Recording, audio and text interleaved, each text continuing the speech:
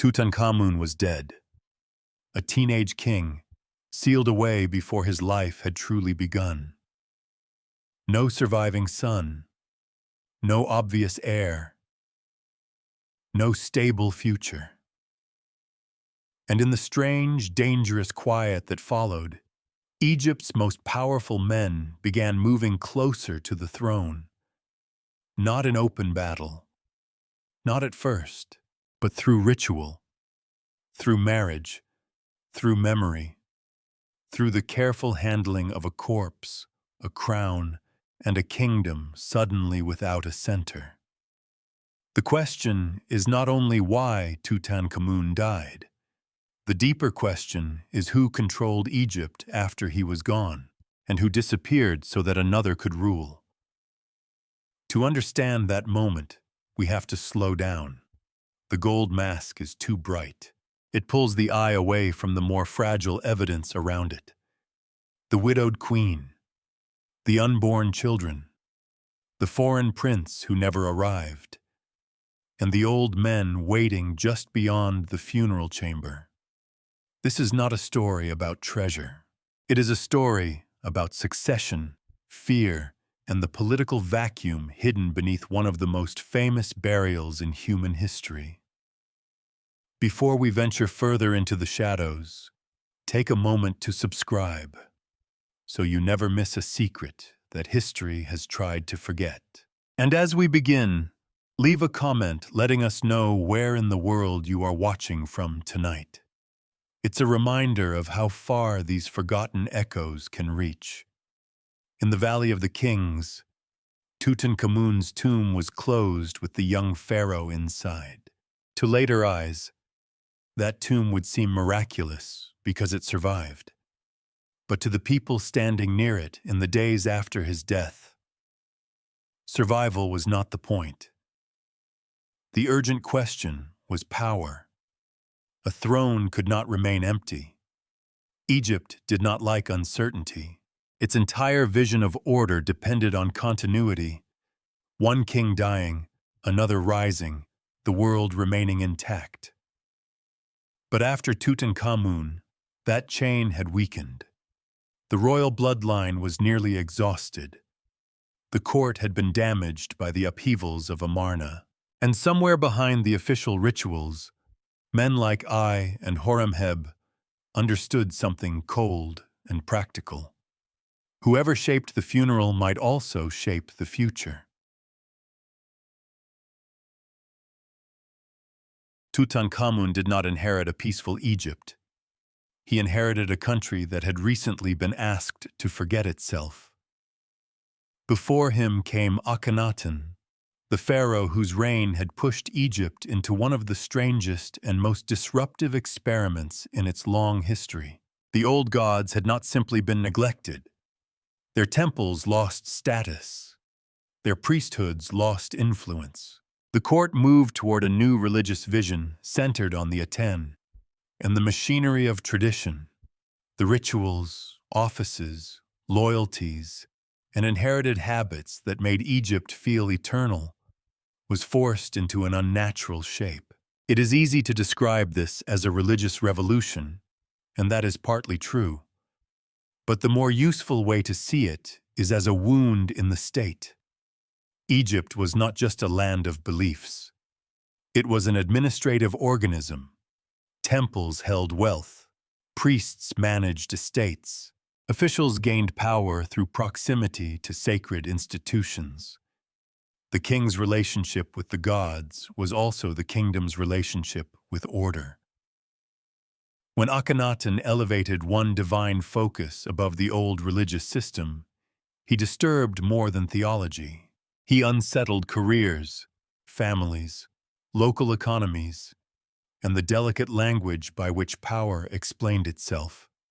By the time Tutankhamun came to the throne, the problem was not simply that the old order needed to be restored. The problem was that everyone had to pretend restoration was clean. That is where the story becomes more human. A court can change inscriptions, it can reopen temples, it can move a royal residence. It can commission images showing the young pharaoh honoring the gods his predecessor had displaced, but it cannot erase the memory of who had adapted, who had benefited, who had hesitated, and who had survived by saying the right words at the right moment. The Amarna period left behind a strange kind of political embarrassment. Too many important people had served the revolution while it was alive. Too many now had to serve its undoing. The same men who had once navigated Akhenaten's world now had to present themselves as guardians of tradition. In that kind of court, loyalty becomes difficult to measure. Was a man faithful to the king, to the gods, to his own survival, or simply to whichever future looked most likely to last? Tutankhamun's reign, then, should not be imagined as the calm return of a golden age.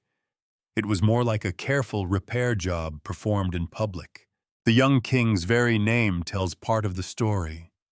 He is remembered as Tutankhamun, connected to Amun, one of the great gods restored after Amarna. But his earlier name, Tutankhaten, belonged to the world Akhenaten had created. That change was not a small personal edit. It was a political statement placed on a royal body. A child's identity became a bridge between two incompatible visions of Egypt. And this is one of the details people often flatten. Tutankhamun is usually treated as either the boy king of treasure or the fragile victim of mysterious death. But in his own lifetime, he was also a symbol being used to heal a breach he had not caused. He was young enough to be reshaped. That made him valuable. A grown pharaoh with a clear political will might have punished enemies, rewarded loyalists, and forced the court into line. A child king allowed powerful adults to operate in his name while presenting their actions as restoration. Through him, Egypt could step away from Amarna without openly admitting how unstable the transition had become. And yet, beneath the official language of renewal, the scars remained. Imagine the atmosphere at court. Not panic, exactly. Egypt was too old, too formal, too skilled in ceremony for panic to show itself plainly. But there must have been caution in every gesture. Priests returning to influence, officials revising their loyalties, artists changing styles, scribes adjusting titles, families calculating which names to emphasize and which associations to let fade.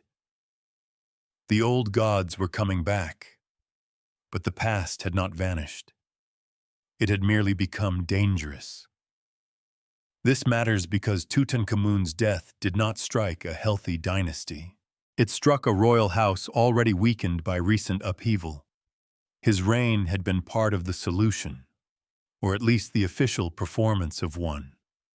When he died without a living heir, the crisis was not just biological. It was ideological. Who had the right to continue the restoration? Who could claim purity after years of compromise? Who could stand beside the dead king and convince Egypt that the chain of order had not broken? The answer would not be found only in blood. It would be found in ritual, rank, marriage, military power, and the ability to control the story. That is why the years after Tutankhamun are so tense. They sit at the crossing point between family tragedy and political reconstruction. The boy king's death mattered not simply because he was young, but because he had become the living seal over a cracked kingdom. Once that seal was gone, the cracks could be seen again. And there, in that exposed space, older figures began to matter more than the king himself. Men who had survived Amarna. Men who knew how to speak the language of restoration. Men who understood that Egypt did not only need a ruler, It needed someone who could make the recent past look manageable. Tutankhamun became king at an age when most people are still being taught how to stand in a room full of adults. That simple fact changes the whole shape of his reign. The image preserved by fame is grand. The golden mask, the royal throne, the divine titles, the formal poses of kingship. In Egyptian art, the pharaoh does not look uncertain. He does not look young in the ordinary sense. He is shown as complete, eternal, already folded into the cosmic order. But outside the idealized world of royal imagery, Tutankhamun was a child placed at the center of a state that had just passed through a religious and political crisis. A child can wear a crown. A child can appear in ritual. A child can be named as the living Horus, but a child does not govern alone. Around Tutankhamun stood men who had experience, offices, networks, and memory. They understood the court before him. They understood the danger of the Amarna inheritance. They understood which priesthoods needed reassurance, which officials needed placement, and which public gestures would signal that Egypt was returning to itself. Among those men, two names matter more than most: I and Horemheb. They are often treated as background figures, stepping forward only after Tutankhamun dies. But that is misleading. Their later rise makes more sense if we see them not as sudden opportunists, but as men already positioned close to power while the king was alive. I was old court blood, or at least close enough to it to move with confidence among royalty. He had served within the world shaped by Akhenaten and remained important afterward. That alone tells us something about him. He was not a man destroyed by regime change. He was a survivor of it, and survival at that level was not passive. It required judgment, timing, and the ability to appear useful no matter which sacred language the palace was speaking. Horemheb was different. His strength came from command, administration, and the military structure of Egypt. He represented order of another kind, not dynastic intimacy, but disciplined force. A kingdom recovering from internal disruption needed men like him. Armies do not only fight foreign enemies, they also reassure a nervous state that someone, somewhere, still knows how to issue orders and have them obeyed. So the young king stood between two kinds of power. I's power was close, courtly, ceremonial, embedded in the royal household and the language of legitimacy. Horemheb's power was harder-edged, rooted in office, command, and the promise that Egypt could be stabilized by men who knew how to manage its machinery. This does not mean Tutankhamun was meaningless. That would go too far. Ancient kingship mattered, and even a young pharaoh was not merely a decoration. His body, his name, his marriage, his public acts, and his restoration of traditional worship carried enormous symbolic force.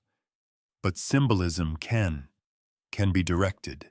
A young king can become the face of decisions made by older hands. And here is the uncomfortable part. The official record was never designed to show us the hands. Egyptian kingship preferred clarity. The pharaoh acts. The pharaoh restores. The pharaoh gives offerings. The pharaoh defeats chaos. The system did not have much interest in preserving the minutes of private political management, especially when those private arrangements might make the divine king look dependent. So we are left reading around the edges. We look at titles. We look at who appears near the king. We look at who had enough standing to emerge after his death. We look at whose career did not end when the Amarna experiment collapsed.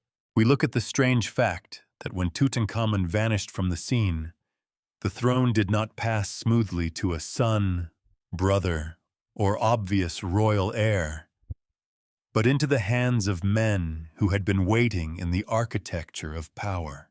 That is where the story becomes less like a fairy tale about a doomed boy, and more like a political chamber drama with a child at its center. Tutankhamun's youth created a problem, but also an opportunity. For the court, he was the perfect vessel for restoration, royal enough to legitimize the return to old forms, young enough not to carry full blame for the recent past, visible enough to reassure the country, and dependent enough that powerful advisors could shape the direction of the reign. This is not villainy, at least not automatically. States are often held together by practical people who do unromantic things in difficult moments. I and Horemheb may have believed they were preserving Egypt. They may have seen themselves as guardians of order during a fragile transition. The danger is that guardians can become heirs, and necessity can become ambition without anyone announcing the change. For Tutankhamun himself, this means the most famous king in Egypt's modern imagination may have been one of the least personally dominant kings of his own age.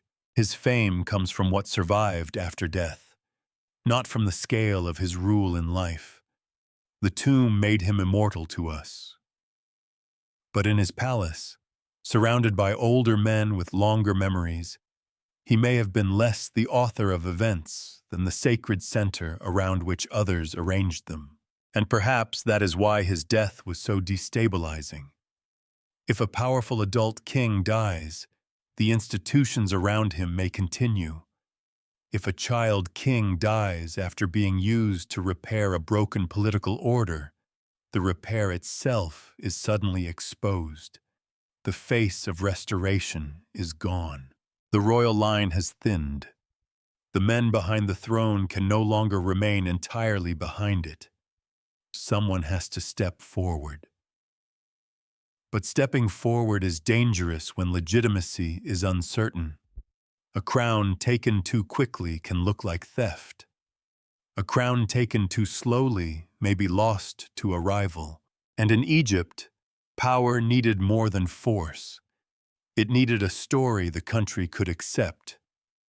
That story would soon depend on the woman left behind.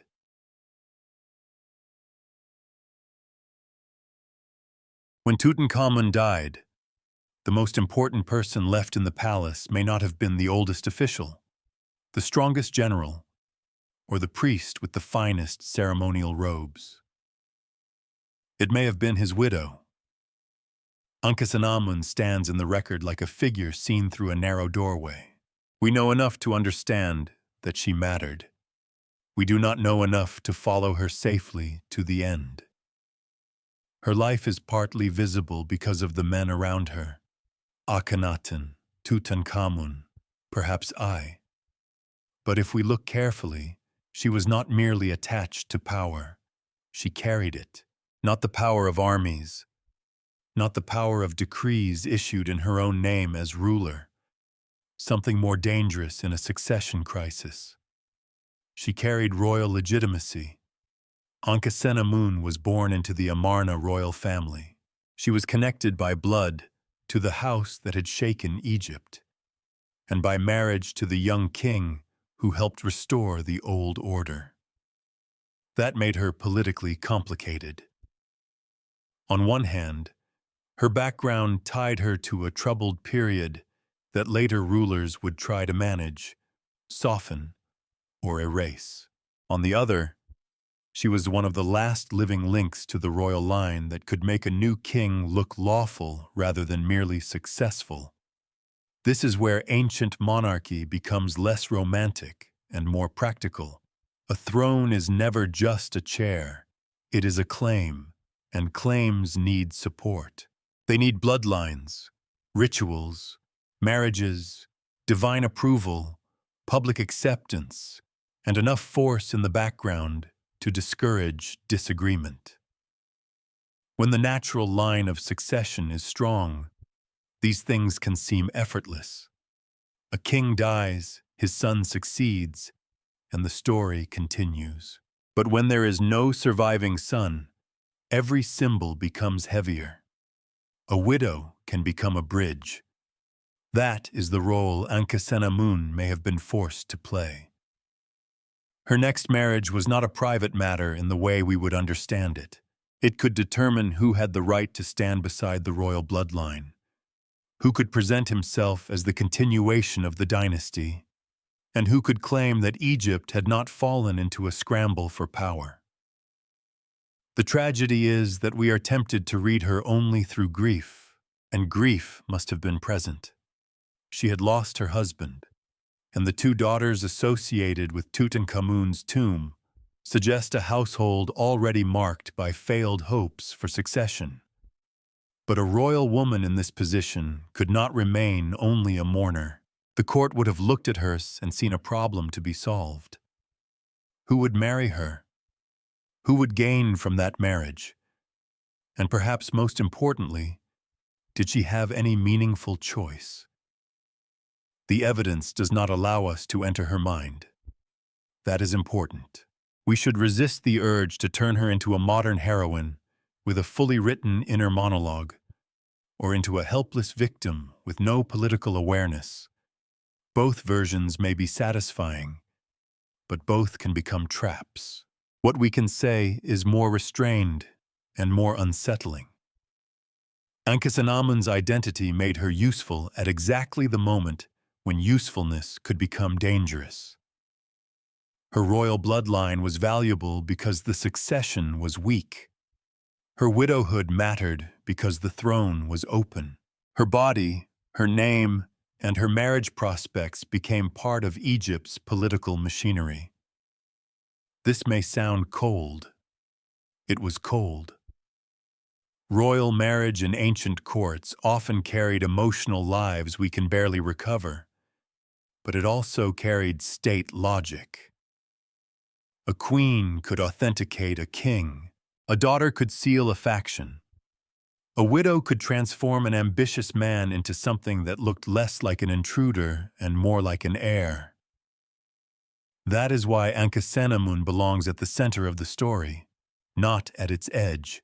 If Tutankhamun's death created the empty throne, Ankhesenamun became one of the few remaining keys that could unlock it. And keys attract hands. I, the seasoned courtier, had proximity. Horemheb, the military strongman, had authority. Others may have had claims, hopes, or alliances now lost behind the damaged record.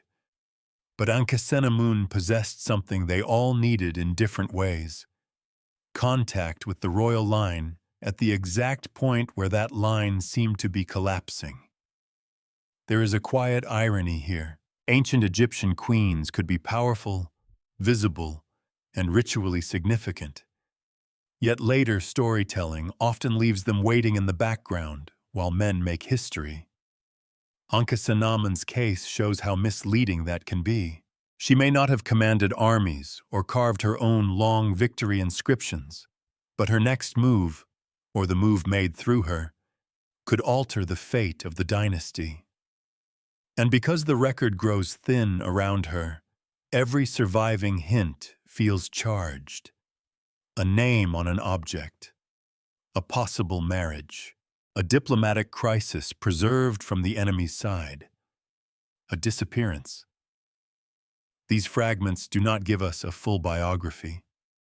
They give us something sharper, the outline of a person whose importance may have been deliberately reduced by the very politics she was trapped inside.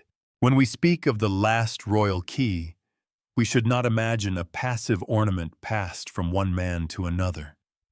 We should imagine a woman standing at the center of competing necessities. The kingdom needed continuity. Powerful men needed legitimacy. The old religious order needed the restoration to continue. The court needed a solution that would not admit how broken the royal succession had become. And Ankhesenamun, still young, recently widowed, and bound to the bloodline everyone needed, became the living point where all those needs met. That is what makes her fate so difficult to separate from Egypt's fate. After Tutankhamun, the crisis was not only who would rule, it was who had the right to make ruling look rightful.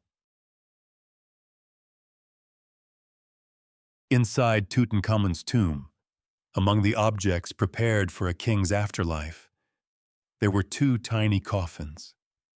They are easy to overlook beside the famous mask, the gilded shrines, the chariots, the furniture, the sheer overwhelming wealth of the burial. Gold has a way of stealing attention. It turns the eye toward splendor and away from pain. But those small coffins may be among the most human things found there.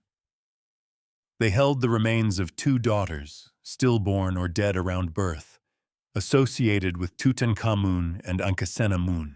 Their presence in the tomb turns the royal burial into something more intimate than a political event. It reminds us that behind the succession crisis was a family in which hope had failed twice. For a modern viewer, the tragedy is immediate. Two children who never had a life. Two names, perhaps, that history did not preserve clearly for us. Two futures sealed before they could begin. But in the world of the Egyptian court, this grief carried another weight. These children were not only daughters, they were possible heirs. That does not mean either would automatically have solved the succession in a simple way. Ancient succession could be complicated, and kingship was not a neat family tree drawn for a textbook. But royal children mattered.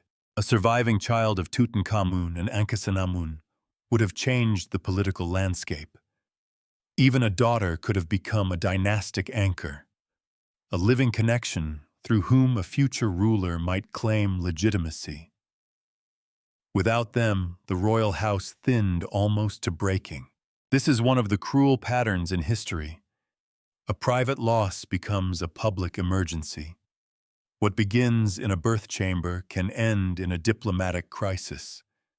What devastates a mother can also destabilize a kingdom. The two small bodies in the tomb are not evidence of murder. They are not proof of conspiracy. They should not be treated as props in a melodrama. Their importance is quieter and in some ways more profound. They show us that Tutankhamun's line did not end simply because he died young. It ended because the next generation never arrived. That detail changes the story. If Tutankhamun had left a healthy child, the men around the throne might still have maneuvered for influence, but they would have had to do so through guardianship, regency, marriage arrangements, or court control. The language of continuity would have been easier to maintain. There would have been a living center around which factions could organize. Instead, there was absence. No son to crown, no child to protect, no infant body through which the dynasty could continue breathing. And absence creates opportunity.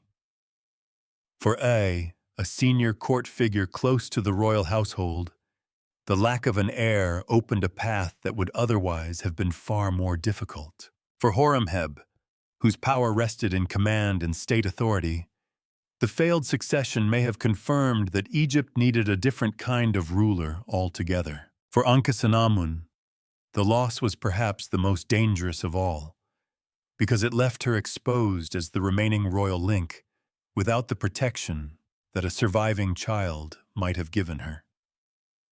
A queen mother has one kind of power. A childless widow has another, and it is far more vulnerable. That is the political edge of the tragedy. If Ankhesenamun had borne a living heir, her position might have been strengthened. She could have stood as mother of the next king, a role with enormous symbolic value. Instead, after Tutankhamun's death, she stood alone in the record, royal necessary, but not secured by a son. The court would have understood this immediately. Egyptian politics did not need someone to announce the crisis. Everyone near power could read it in the family itself. The young king was dead. His daughters had not survived. The queen remained, but her future was uncertain. The older men around the throne were no longer merely advisors. They were potential solutions, and perhaps potential threats. There is something almost unbearable about the way the tomb preserves this. Tutankhamun's burial was meant to equip him for eternity, but it also accidentally preserved the evidence of dynastic failure.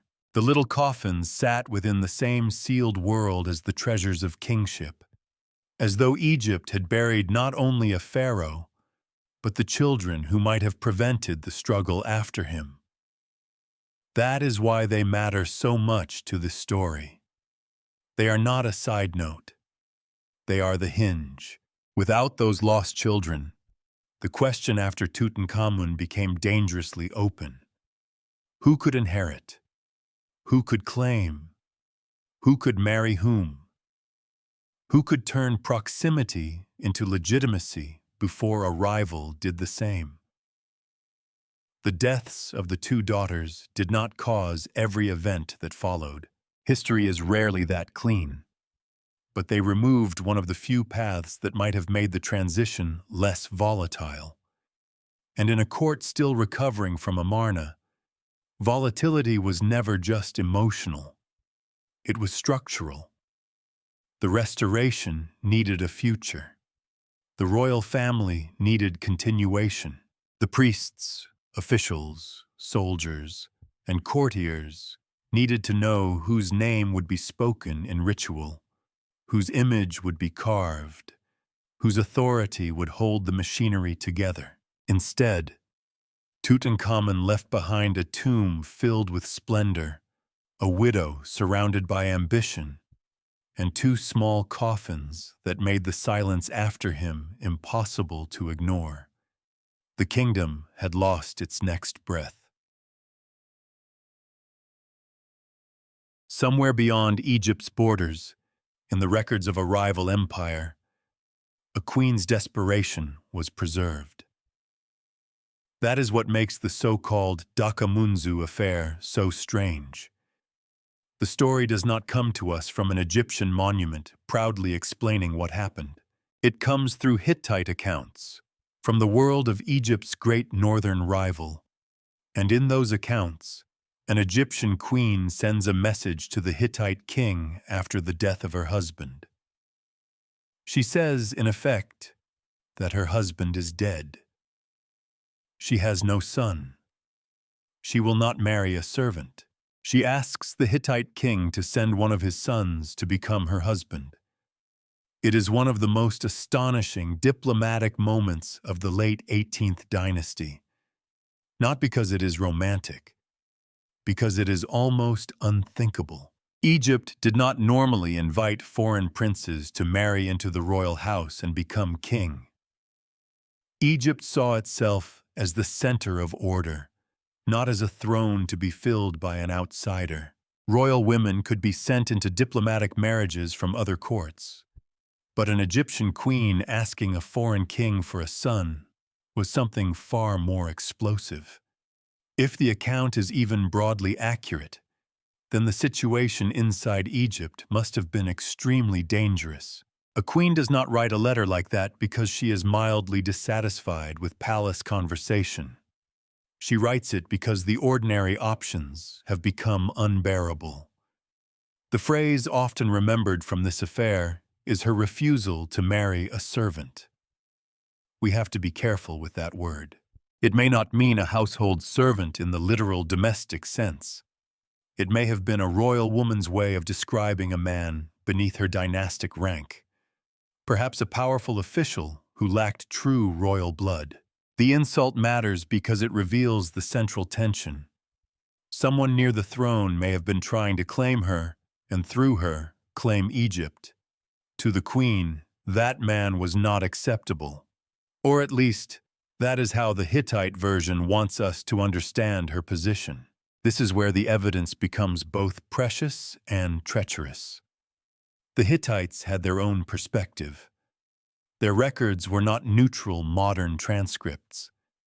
They preserved the event through their own political memory, especially because what followed would become a grievance, so we should not treat every detail as if it came from the Queen's diary. But even with caution, the episode remains extraordinary. The Hittite king was suspicious at first. That reaction alone feels believable.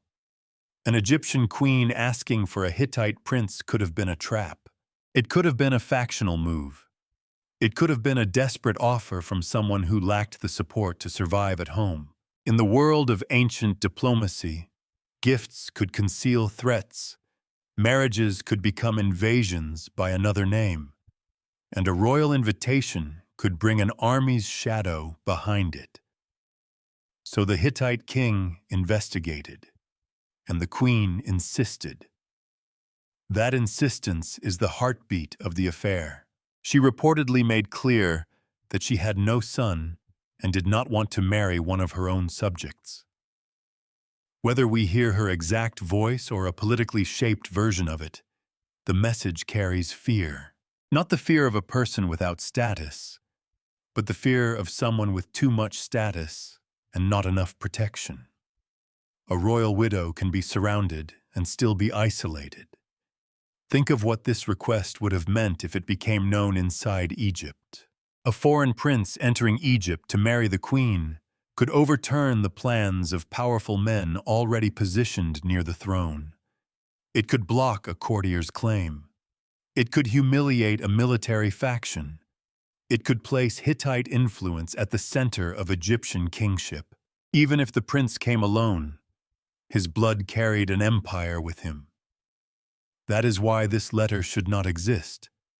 Not because it is impossible for a queen to have written it, but because its very existence suggests that the palace had reached a point where impossible choices were being considered.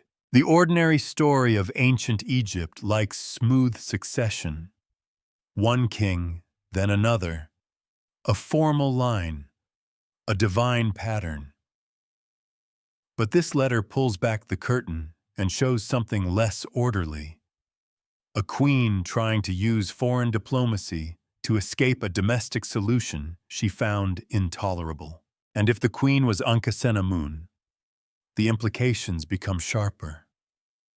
She had just lost Tutankhamun. She had no living child to secure the throne. She was likely under pressure from men whose legitimacy could be strengthened by marriage to her.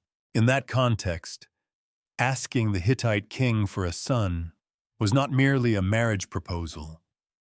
It was a political counterattack, a dangerous one.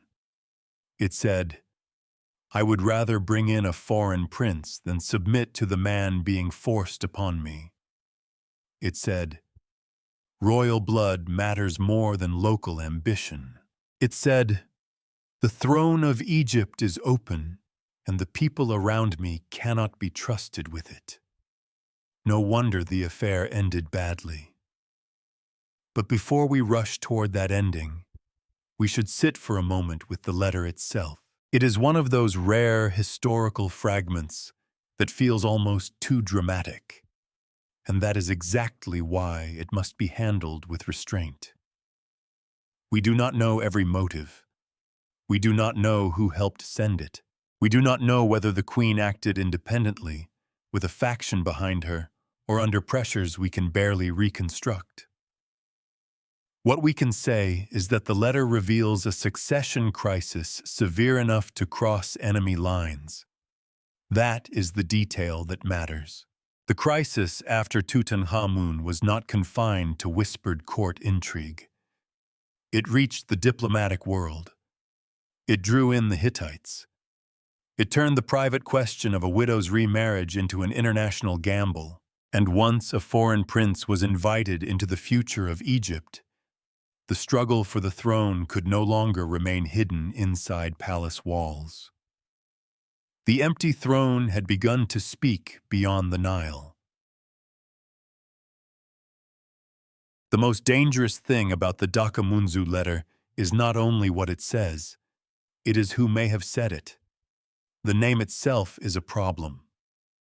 Dakamunzu is not a familiar Egyptian queen's name in the way modern viewers might expect. It appears through Hittite transmission, shaped by foreign ears, foreign scribes, and foreign political memory.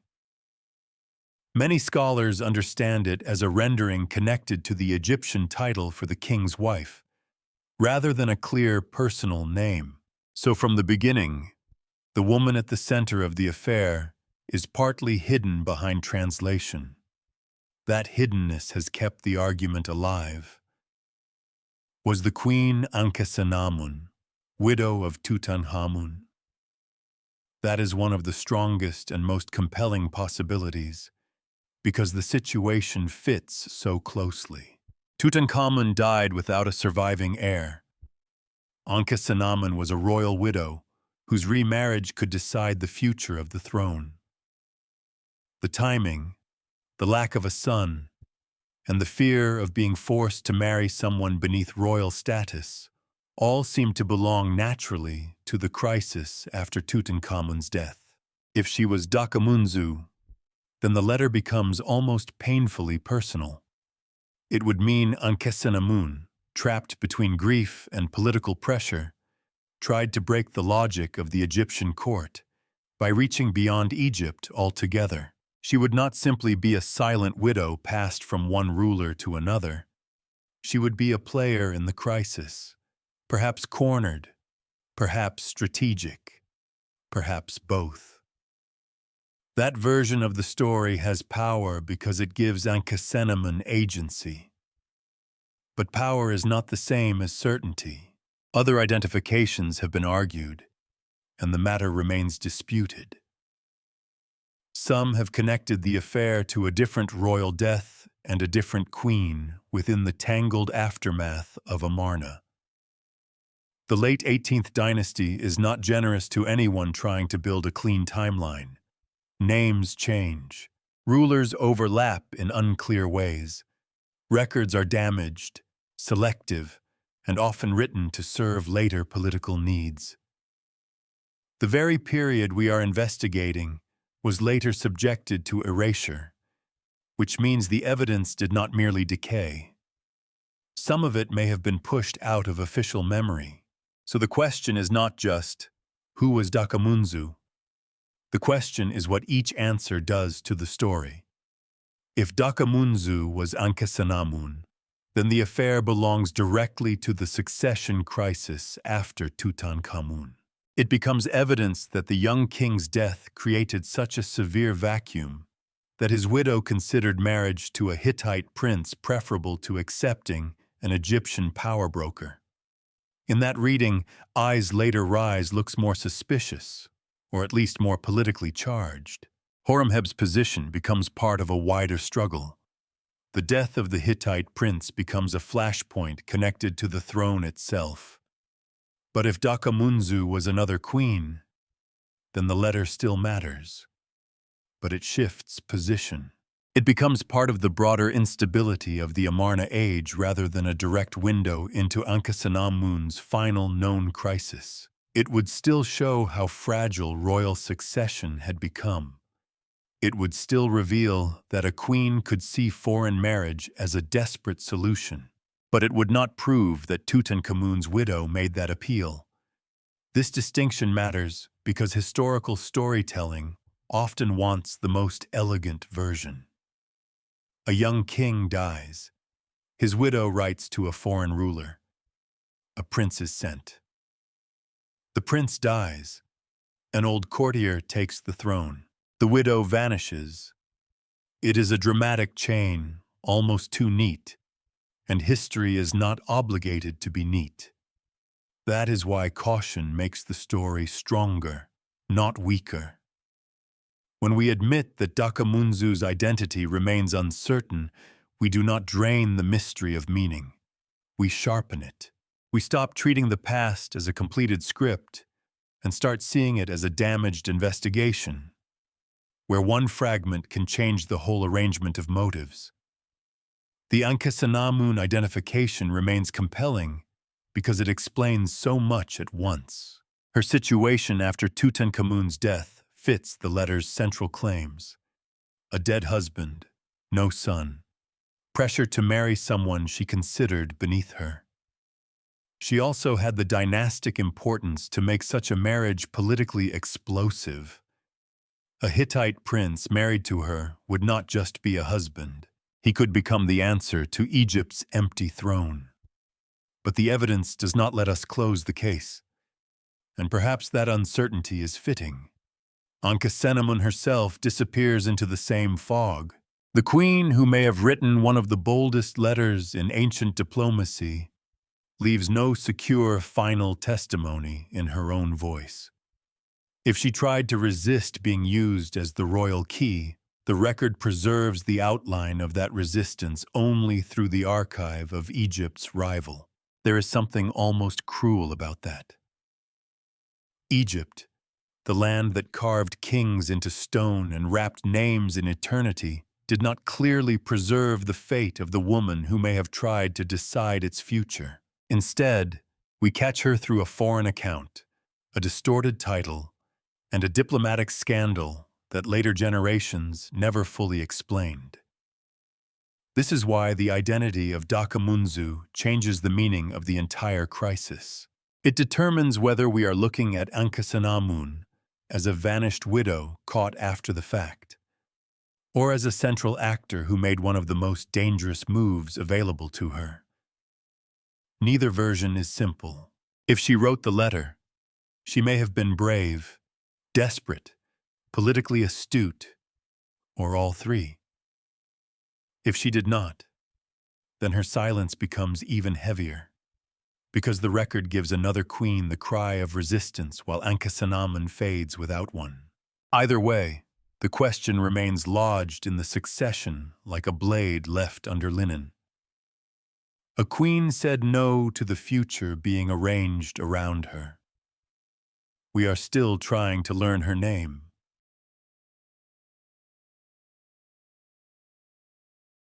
The Hittite king eventually sent his son. That decision alone tells us how seriously he took the queen's request. He had hesitated.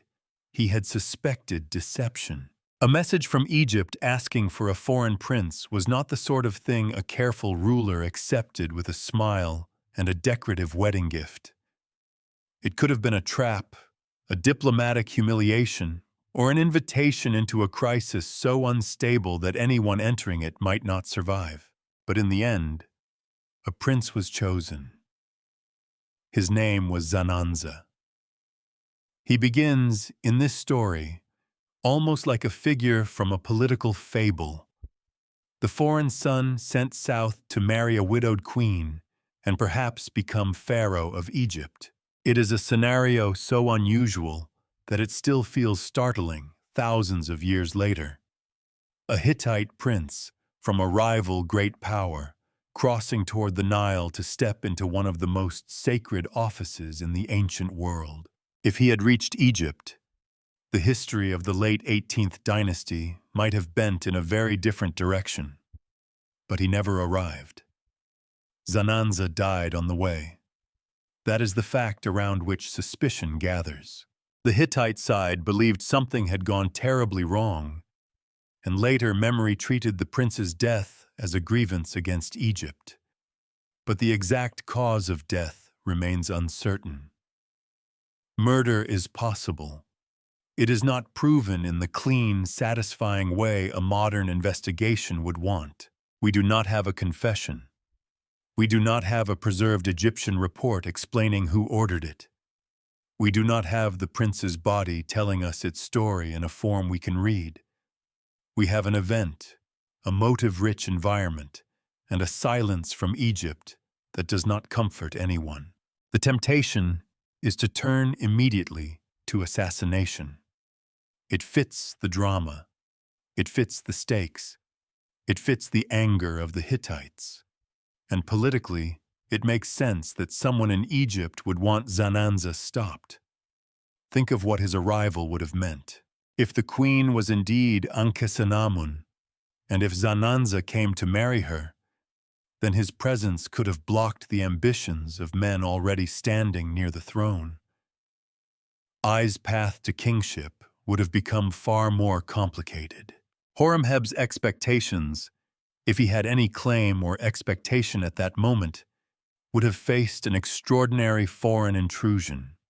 Egyptian elites may have recoiled at the thought of a Hittite prince gaining access to the royal line.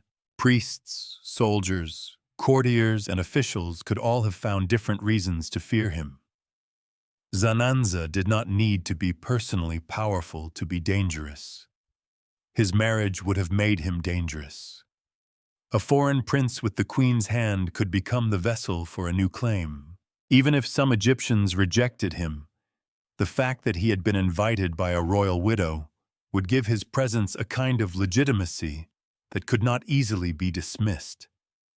And behind him stood the Hittite king, whose pride and political interests would not vanish once his son crossed the border. So if someone in Egypt wanted the succession kept inside Egyptian hands, Zananza's journey had to fail before it became irreversible. That is the sinister logic of the affair. But logic is not proof.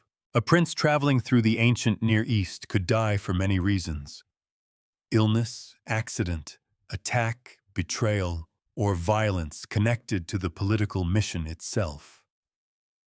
The sources do not allow us to name a killer with confidence. Any version that points firmly to Ai, Horemheb, or a specific faction must go beyond what the evidence can securely hold. That uncertainty is frustrating, but it is also where the story becomes more honest. Because the death of Zananza matters even without a solved murder.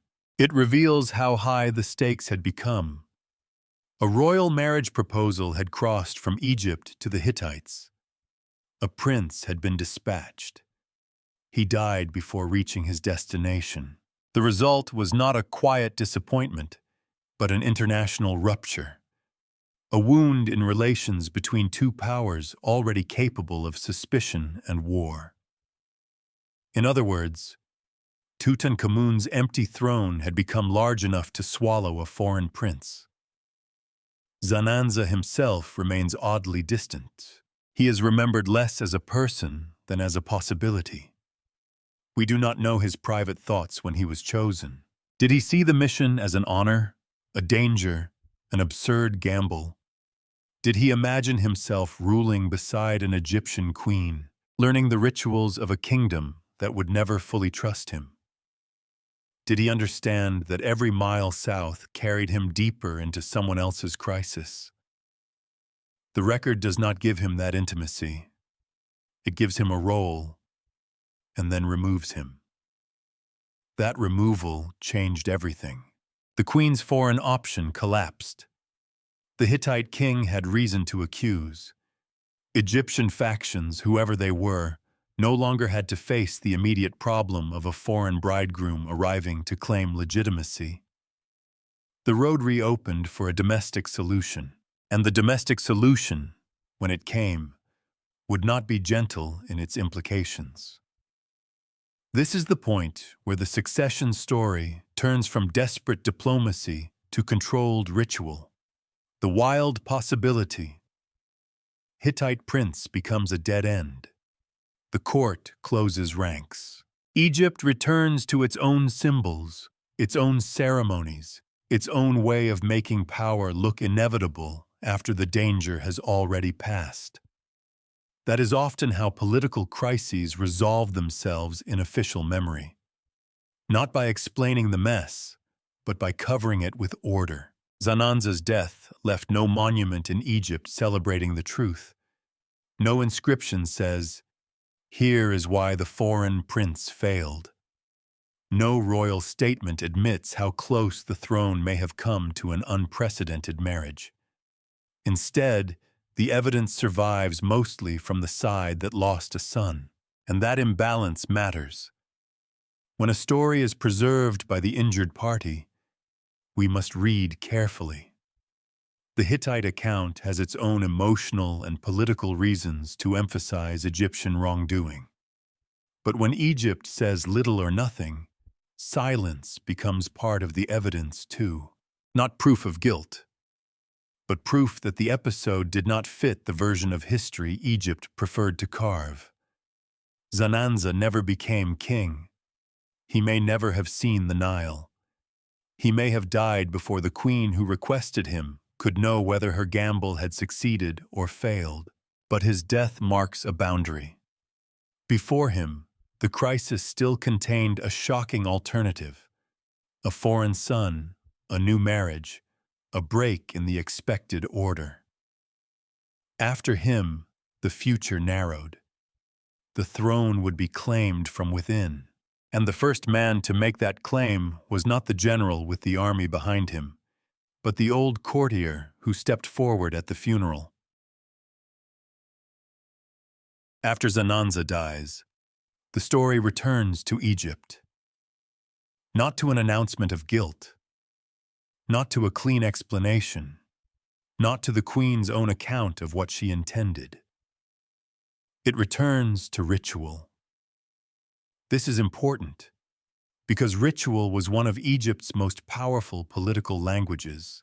A ceremony could say what a decree might not dare to say plainly. A gesture performed at the correct moment, by the correct person, in the correct sacred setting, could transform ambition into legitimacy. And at Tutankhamun's funeral, I appears in a role that demands attention. He is shown performing the opening of the mouth ritual for the dead king. On the surface, this belongs to the world of religion. The ritual was meant to restore the senses of the deceased, allowing the dead to breathe, speak, eat, and live again in the afterlife. It was an act of transition, performed for a king who had crossed beyond the living world. But politics and religion were never neatly separated in Egypt, especially not at a royal funeral. For A to appear in this role was not a small courtesy. It placed him in a position of extraordinary symbolic closeness to Tutankhamun at the exact moment when the throne was most vulnerable. The man who helps complete the dead king's passage is also the man standing beside the empty place he left behind. That image is one of the most quietly forceful moments in the entire crisis. I had not come from nowhere. He had spent years near power. He had survived the Amarna upheaval, remained close to the royal family, and carried titles that suggest deep involvement in court life. He belonged to that rare class of men who knew how to remain useful while kings, gods, and political winds changed around them. There is a certain kind of power that does not announce itself loudly because it does not need to. It waits in access. It grows through trust. It learns where the doors are, who guards them, and when the room will be empty. I seems to have possessed that kind of power. By the time Tutankhamun died, he was old enough to have seen more than one version of Egypt. He had known the Amarna world. He had witnessed restoration. He had watched the young king become the public face of a repaired order. And when that young king died without a surviving heir, I was close enough to step into the sacred machinery before others could redefine the moment. This does not prove that he caused the crisis. It proves that he knew how to occupy it. That distinction matters. I is often cast as a shadowy plotter because his rise feels too convenient. The old courtier near the boy king, the queen possibly under pressure, the foreign prince dead before arrival, the funeral scene in which I performs a kingly ritual, then I himself on the throne. It is easy to make that into a crime story, but a careful reading has to separate suspicion from evidence. We do not have proof that I arranged Tutankhamun's death. We do not have proof that he ordered Zananza killed. We do not have a surviving confession of coercion against Ankhesenamun. What we have is a sequence of events in which I repeatedly appears at the point where legitimacy could be claimed. That is enough to make him fascinating, and perhaps enough to make him dangerous. His accession after Tutankhamun was unusual because I was not a young prince waiting naturally in line. He was an elderly official whose claim needed reinforcement. He could not simply rely on being the obvious son of the previous king. He needed symbols. He needed proximity. He needed to show that he stood in a rightful relationship to the dead pharaoh and the royal house. The funeral gave him a stage on which to do that. In Egyptian belief, the transition from one king to another was not merely administrative. The dead king became Osiris. The living successor took the role associated with Horus. Funerary action could therefore carry a dynastic meaning. When I performed rites for Tutankhamun, he was not just helping bury a king. He was visually placing himself in the role of the one who comes after. A political claim wrapped in sacred duty is difficult to challenge openly. That may have been the genius of the moment. If A had simply seized the palace, the act might have looked crude. If he had relied only on rank, rivals could argue. If he had married into the royal line, that might help, but marriage alone might still appear opportunistic. But to stand at the funeral in ritual relationship to Tutankhamun, that gave the transition an aura of necessity. Egypt loved continuity. I offered continuity, or at least, he offered the appearance of it. And appearance mattered. The public face of kingship did not need to preserve every argument behind closed doors. It needed to show that the cosmic order had not collapsed. A king had died. Another man performed the rites. Another man took the throne. The sacred pattern resumed. The machinery moved again. For officials and priests tired of upheaval, that may have been enough. For those who feared renewed instability after Amarna, I's age and experience may even have seemed reassuring. He was not a revolutionary. He was a survivor. Perhaps to some he looked like a temporary stabilizer, a man who could keep Egypt steady until the succession settled. But stability can hide exclusion. If Ankhesenamun had resisted a marriage to a non-royal figure, I's rise becomes more troubling.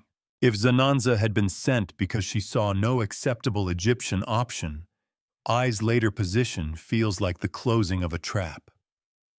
If Horemheb expected to inherit or held significant authority, I's kingship may have represented a court victory over the military. Each possibility changes the emotional temperature of the same evidence. That is why I's rise cannot be reduced to a simple label. He may have been a skilled statesman navigating a damaged succession. He may have been an ambitious elder exploiting a dead king's youth and a widow's vulnerability. He may have been both. Because ancient politics did not require people to choose between order and self-interest. Often, the most successful people convinced themselves those were the same thing. What is clear is that I stepped forward at the precise moment when Egypt needed someone to make power look legitimate. And he did not step forward empty-handed. He had the funeral. He had proximity. He may have had marriage. He had the ability to speak the language of restoration without appearing to reopen the wounds of Amarna. For a brief time, it worked. I became pharaoh. The old courtier moved from the edge of the throne to its center, from advisor to king, from the man behind the young ruler to the man wearing the crown himself. But his success carried a problem. It depended on fragile evidence and short time. I could claim continuity, but he could not rebuild a dynasty around his own youth. He could perform the role of successor, but he could not easily erase the question of how he had obtained it. And somewhere within that question stood Ankhesenamun, whose name may have been joined to his in one of the most debated objects of the period. A marriage, perhaps. A solution, perhaps. Or the final visible trait of a queen running out of choices.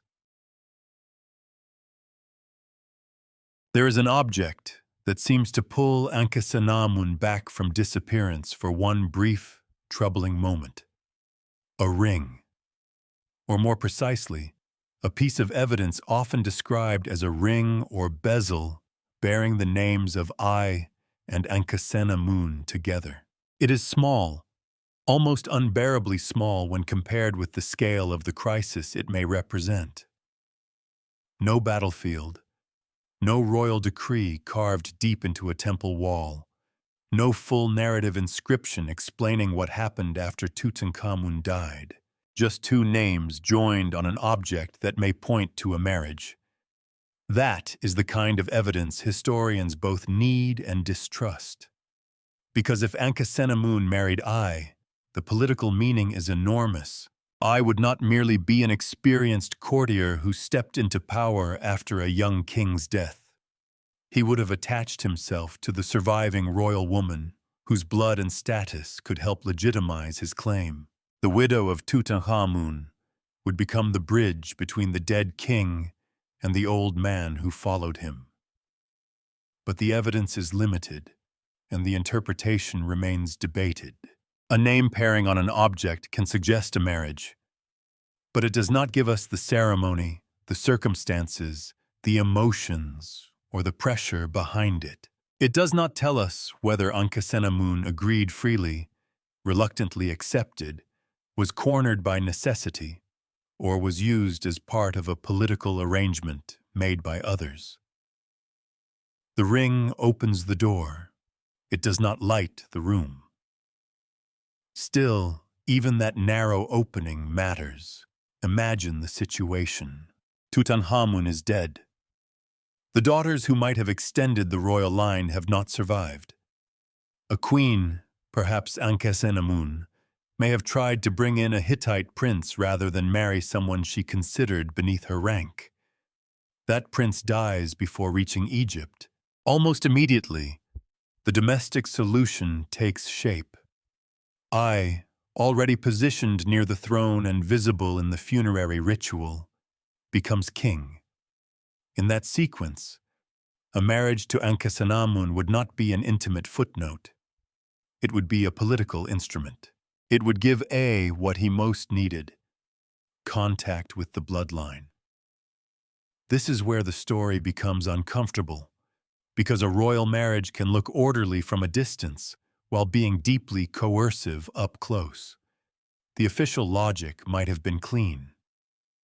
Egypt needed continuity. The queen needed protection. The kingdom could not remain suspended between a dead boy king and rival claimants.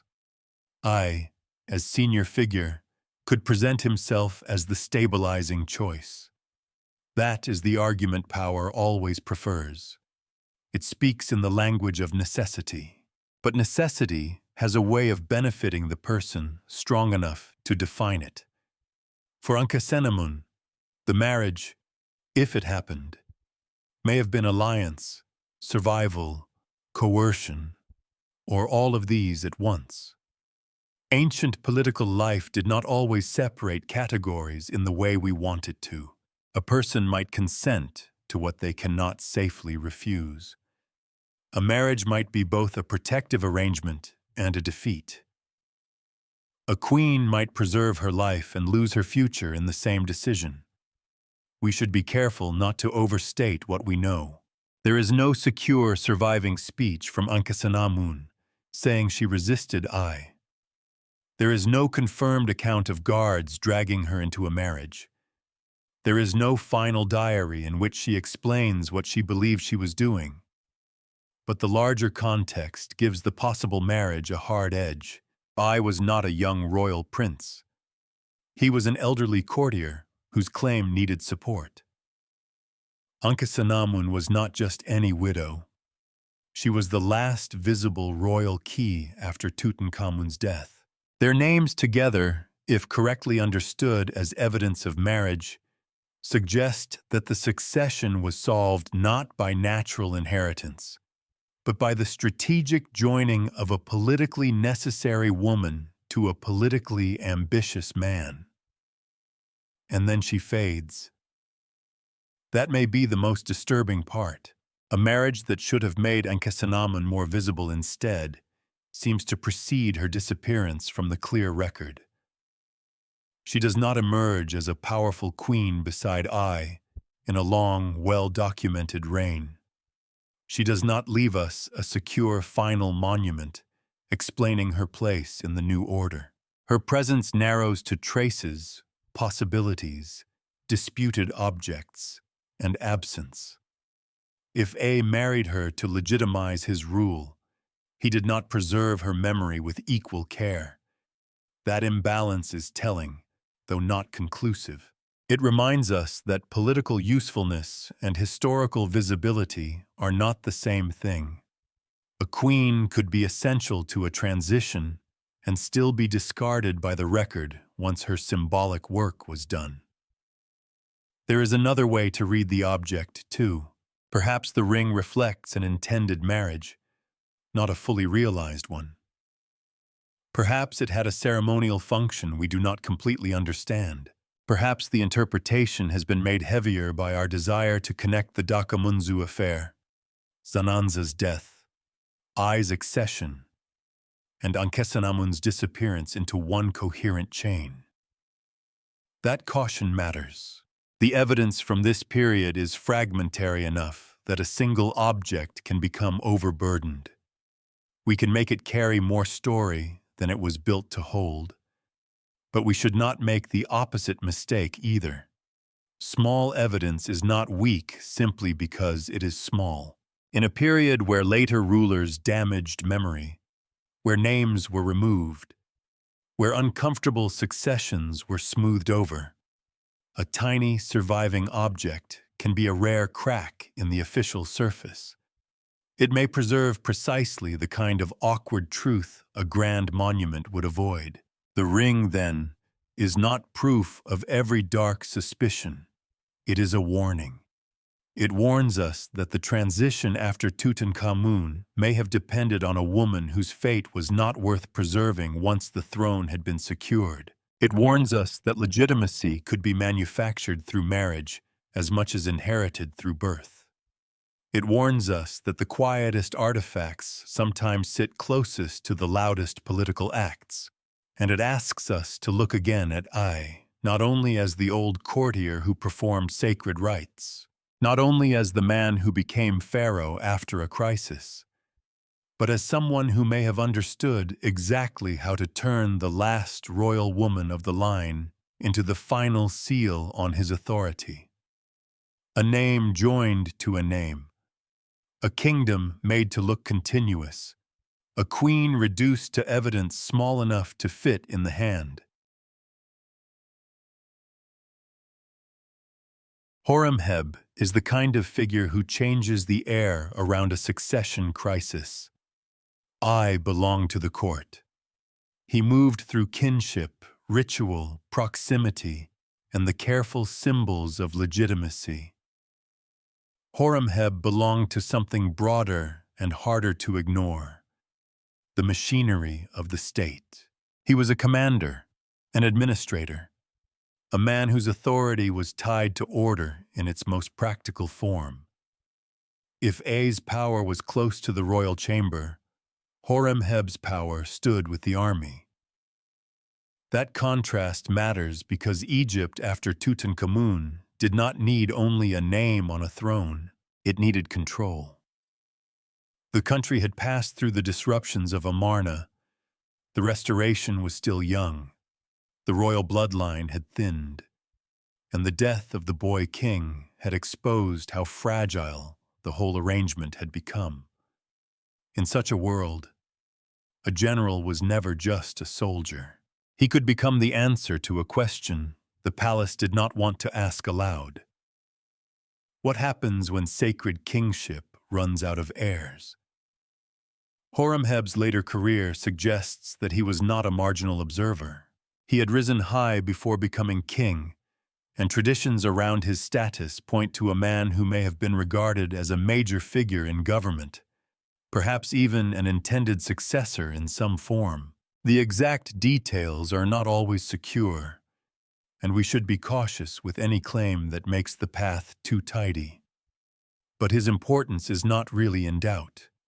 He was waiting near the center of power. And yet, when Tutankhamun died, Horemheb did not immediately take the crown. I did. That pause, that displacement, is one of the most interesting silences in the story. Why would a powerful military figure not become king at once, if he had the influence later associated with him? Was he away from court? Was I faster?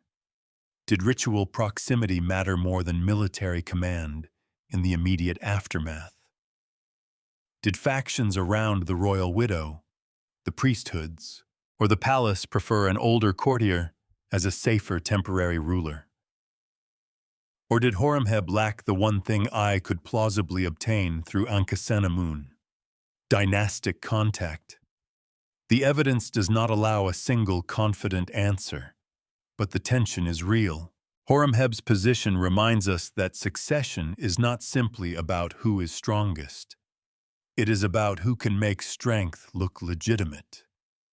An army can place a man in power, but Egypt's kingship required more than force. A pharaoh had to be integrated into the sacred order. He had to be shown as chosen, continuous, rightful. Horemheb may have had command, but I had the funeral. I may have had the queen. I had the immediate ceremonial language of transition. For the moment, that may have been enough. But Horemheb's waiting should not be mistaken for weakness. Sometimes the most dangerous person in a political crisis is not the one who moves first. It is the one who survives the first move. A's reign was short. His age may have made that inevitable. His kingship could steady the immediate crisis, but it could not offer a long dynastic future. And after him, the question returned, who would now inherit the restoration? Who would control the memory of the Amarna period? Who would decide whether Tutankhamun and I would be honored as legitimate links in the chain, or treated as inconvenient names to be managed? Horemheb's answer, when he finally took power, would be severe. But before that, we should understand what he represented. He was not merely the rival in a palace drama. He was the embodiment of a different solution to Egypt's instability. I's solution was continuity through court ritual. Horemheb's solution would become continuity through discipline, reform, and eventually erasure.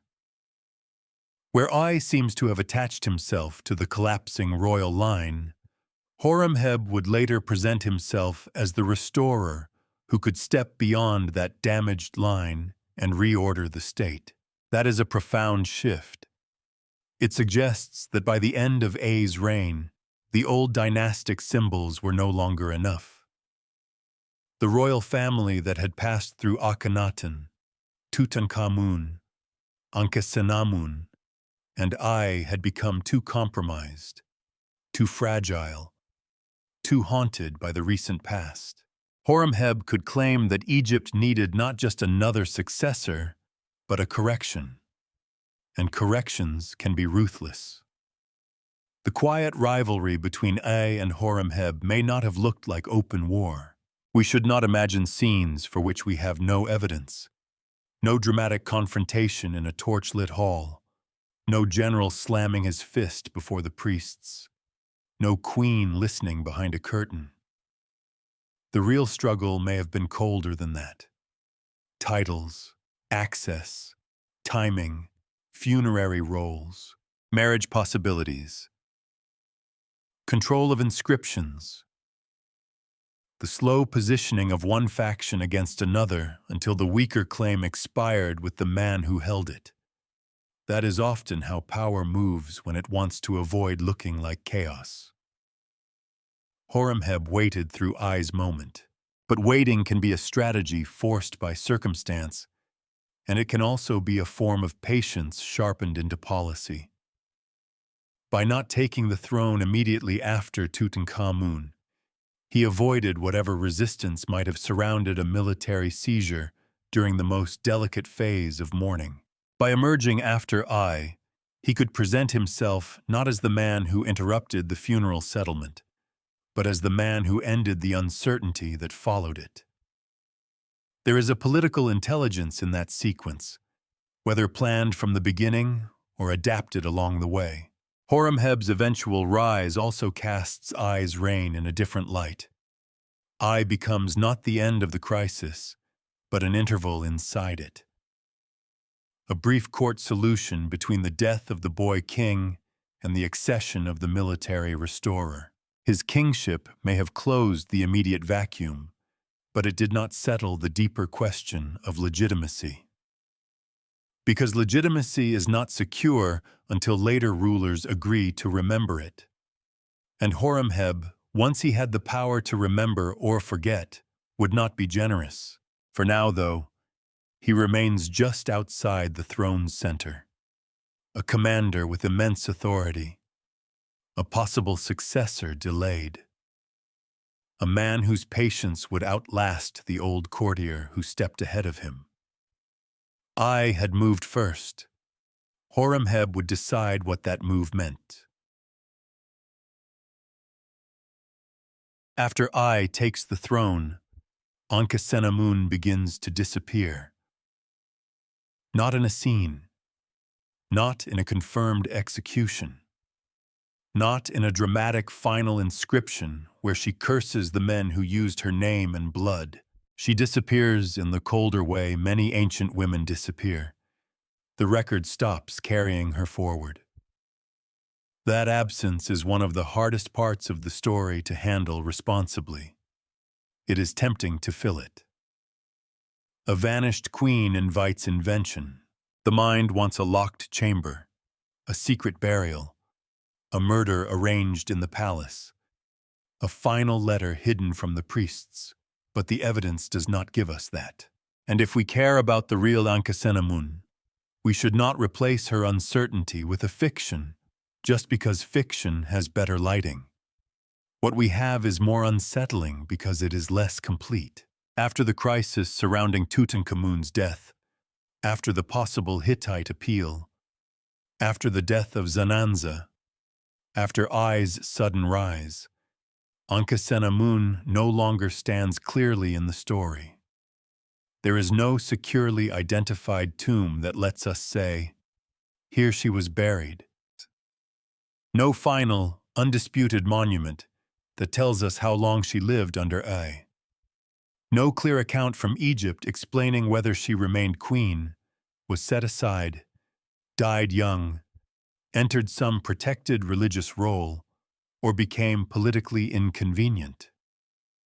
She simply fades from view. And in ancient history, fading is not neutral. Records survive because someone made them, preserved them, protected them, or later failed to destroy them. They vanish because of decay, accident, reuse, neglect, political erasure, or deliberate silence. We cannot always tell which force is responsible, but when a person disappears at the exact point where their political usefulness may have ended, the absence becomes difficult to ignore.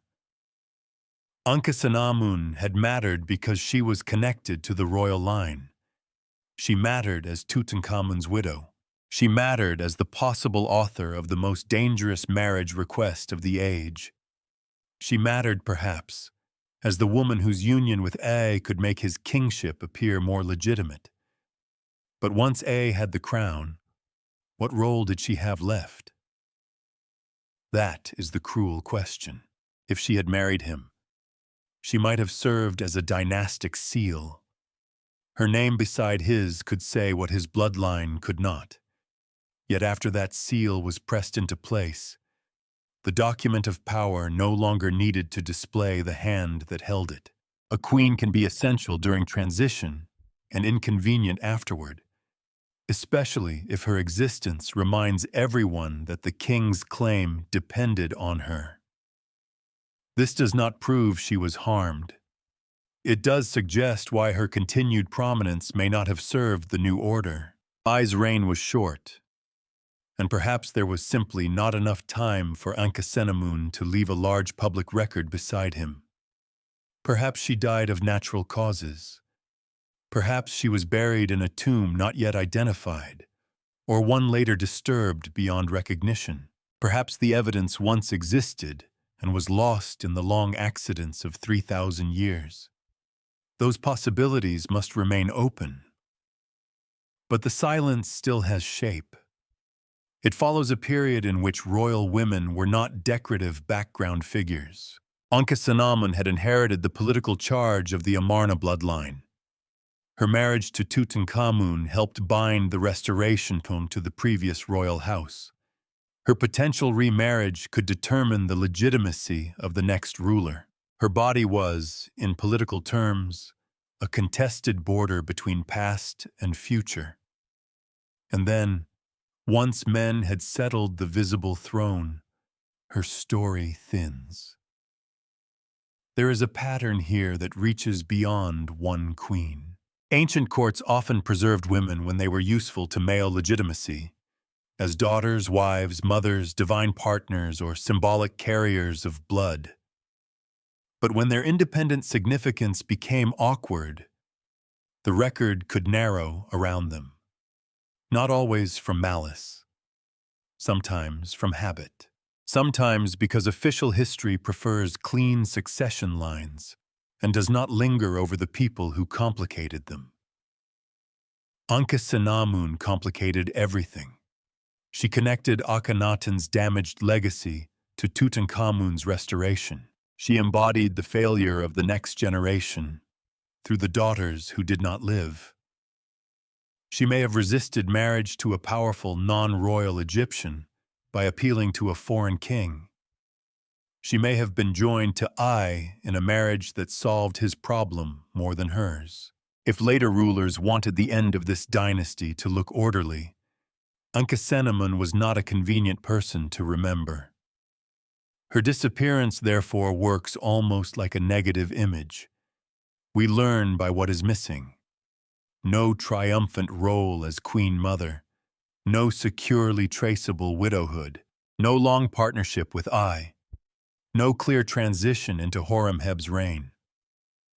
The woman who could legitimize kingship does not herself receive a stable historical ending. That imbalance is one of the quiet scandals of the period. Not scandal in the modern tabloid sense, something more serious. A failure of memory where memory mattered most. Because Egypt cared deeply about names. To be named was to endure, to be carved, painted, buried properly, invoked. These were not small things. They were part of how a person continued. For a royal woman so close to the center of crisis to fall into uncertainty is not just an inconvenience for historians. It is almost the opposite of what Egyptian elite culture claimed to desire. A secure place, a preserved name, a known afterlife. Ankhesenamun is denied that clarity, and so we should resist giving her a false one. The honest version is this. After A's accession, her fate is unknown. The evidence does not allow us to say with confidence when she died, where she was buried, or whether she was removed from power by violence, illness, politics, or time. What we can say is that her disappearance fits the larger atmosphere of the late 18th dynasty, where legitimacy was fragile, memory was managed, and people connected to Amarna could become dangerous reminders of a past the state was trying to control. In some stories, A vanishing is the end. Here, it is a clue. Ankhesenamun's absence tells us that the succession crisis did not leave behind a neat human resolution. The throne was occupied, yes. Rituals were performed, names were written. I became king, but the woman who may have been central to making that possible slips beyond the edge of the record, as though history itself had decided she had already served her purpose. And that may be the most painful interpretation of all. Not that we know she was murdered, not that we can prove a hidden plot, but that a queen could be so politically necessary and still become historically disposable. Ai's kingship solved one crisis only by creating another. He had reached the throne, but he had not secured what mattered most in a monarchy: the next step. A king without a clear future is not fully safe, even after coronation. He may wear the crown. He may command ceremonies. His name may be placed inside royal cartouches, but every courtier, priest, officer, and rival knows the same uncomfortable truth. The question will return. For Ai, that question may have centered on a man named Nachtmin. Nachtmin is one of those figures who appears at the edge of a damaged succession with just enough evidence to matter, and not enough evidence to settle the argument. He is often discussed as a possible intended successor of Ai, perhaps someone Ai wished to place in the line after him. But the details are fragmentary, and here the evidence needs careful handling. His exact role, his relationship to Ai, and the circumstances of his disappearance from the succession remain uncertain. That uncertainty is not a minor technical problem. It is the story. Because if Ai had a chosen heir, and that heir failed to inherit, then Ai's reign was not just brief. It was interrupted. His attempt to build continuity collapsed almost as soon as it began. Nachtmin's importance lies in what he represents. The possibility that Ai tried to extend his settlement beyond his own lifetime. After all, Ai must have known age was against him. His rule could not rest on youthful promise. He needed a successor who could carry his line, his faction, or at least his political solution into the future. If Ankhesenamun had helped legitimize Ai's accession, Nachtmin may have been part of the next problem. How to make Ai's kingship more than a temporary occupation of the throne. But Egypt did not accept every proposed future simply because a king preferred it. That is one of the great misunderstandings about monarchy. We imagine the pharaoh as absolute, and in theory his authority was immense. But succession is the moment when theory becomes fragile. The dead cannot enforce their wishes without living allies. A chosen heir still needs recognition. Temples, officials, military commanders, elite families, and surviving power brokers all matter. A royal plan can die with the person who made it. Nachtmin's failure to become king suggests that Ai's support network may not have been strong enough to outlast him, or that another network was stronger. Horemheb's shadow falls across this question. By the time Ai's reign ended, Horemheb was still there, the military man, the administrator, the figure whose later accession would reshape the memory of the entire period. If Nachtmin stood as Ai's intended continuation, then Horemheb's eventual rise looks like more than a normal succession. It becomes the defeat of Ai's future. Again, we have to be cautious. We should not imagine a dramatic duel between Horemheb and Nachtmin unless the evidence gives it to us. And it does not. The struggle may have taken place through titles, appointments, erased monuments, broken statues, or the quiet withdrawal of support. Ancient political defeat did not always leave a battlefield. Sometimes it left a missing name. Nakhtem's disappearance from the path to kingship may be one of those missing name moments. The record around him is not strong enough to let us reconstruct his final days. We do not know whether he died before I, was pushed aside after I, lost a factional contest, or was later erased because his claim had become inconvenient. Each possibility changes the human story, but all point to the same larger fact. I did not successfully hand Egypt to him, and that failure reopened the throne. There is a bitter symmetry here. Tutankhamun died without a surviving heir, and the kingdom lurched toward I. I then died after a short reign, and the succession again failed to pass smoothly through the channel he may have intended. Twice in quick succession, Egypt confronted the same danger. A ruler gone, a future unclear, powerful men close enough to claim necessity. The difference was that after I, Ankhesenamun no longer appears as the visible royal key.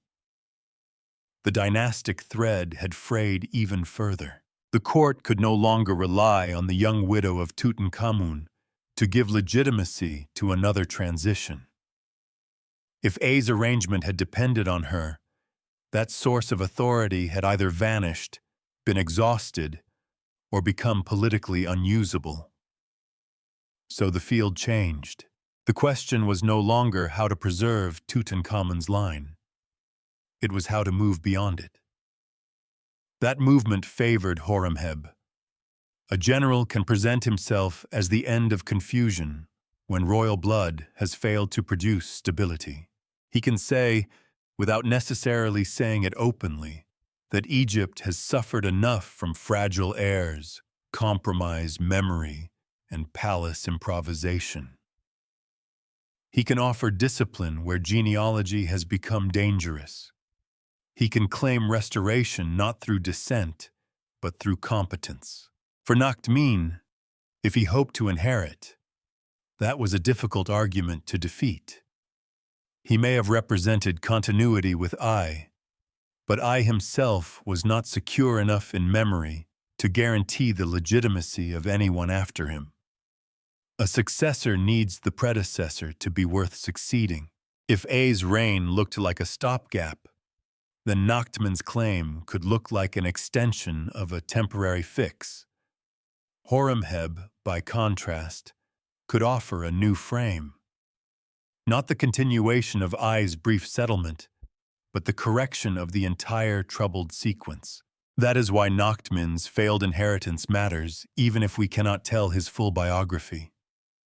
He stands at the point where one possible Egypt disappears.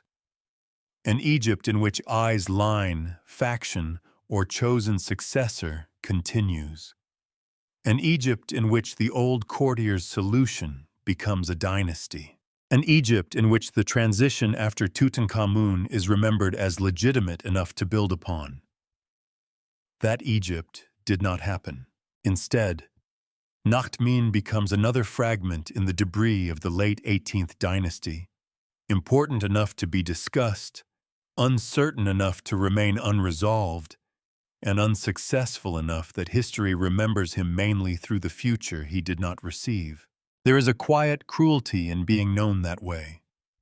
Not for what one ruled, not for what one built, but for the crown that passed elsewhere. And when the crown passed elsewhere, it did not pass gently into the hands of a man willing to preserve every previous claim. It passed to Horemheb, who would not merely take power. He would decide which parts of the recent past deserved to remain visible. When Horemheb finally became pharaoh, it was not just another name added to the royal list. It was a change in the kind of answer Egypt was willing to accept.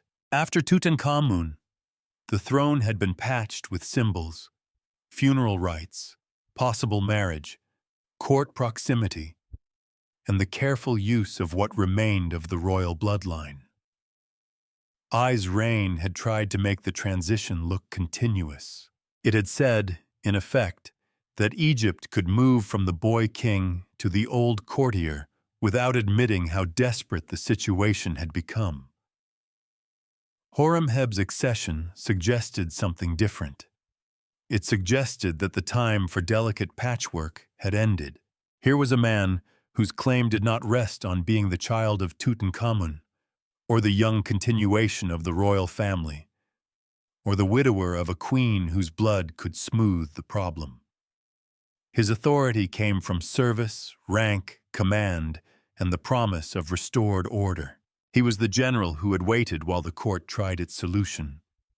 When that solution failed to produce a stable future, he stepped into the space left behind, and he did so with a powerful argument, whether spoken directly or expressed through the shape of his reign. Egypt needed repair. That word matters. Repair sounds humble. It sounds practical. It sounds almost moral. A restorer does not present himself as an opportunist. He presents himself as the person who arrives after disorder, measures the damage, and puts the world back into alignment. For Horemheb, this was the perfect political language.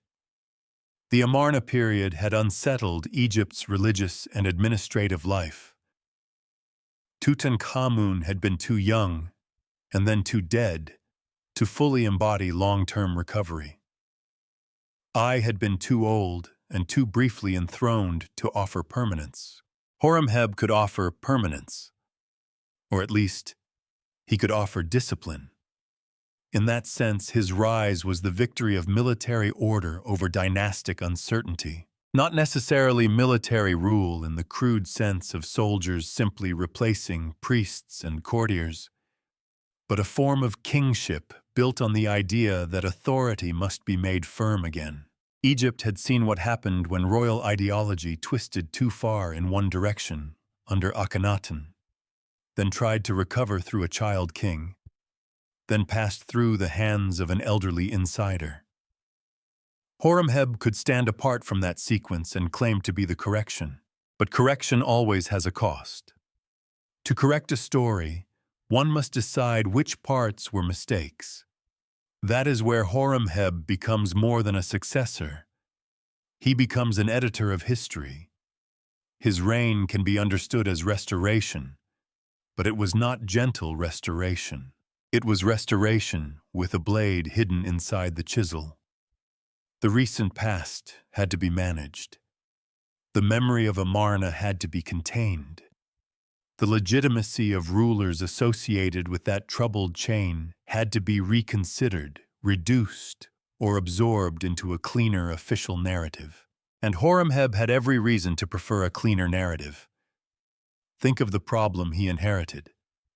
If Tutankhamun was remembered too strongly as the rightful restorer, then Horemheb's own place might look secondary.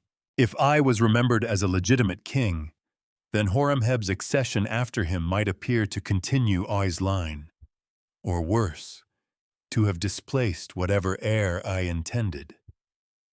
If Ankhesenamun's role remained visible, then the awkward politics of marriage, bloodline, and succession might linger.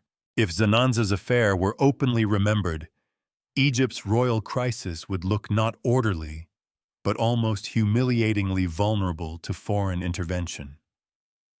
So Horemheb's political challenge was not simply to rule Egypt. It was to make the path to his rule look inevitable. That is one of the most important things to understand about ancient kingship. Power did not stop at controlling the present. It reached backward. A king inherited monuments, names, genealogies, rituals, and official memory. If the past did not support him, he could reshape it. Not completely, of course.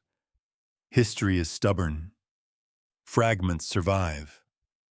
Objects escape destruction. Foreign archives remember what domestic inscriptions prefer to forget. But a ruler could still do enormous work in deciding which names were honored and which were allowed to fade. Horemheb's accession, then, was not only a political ending. It was the beginning of a campaign over memory.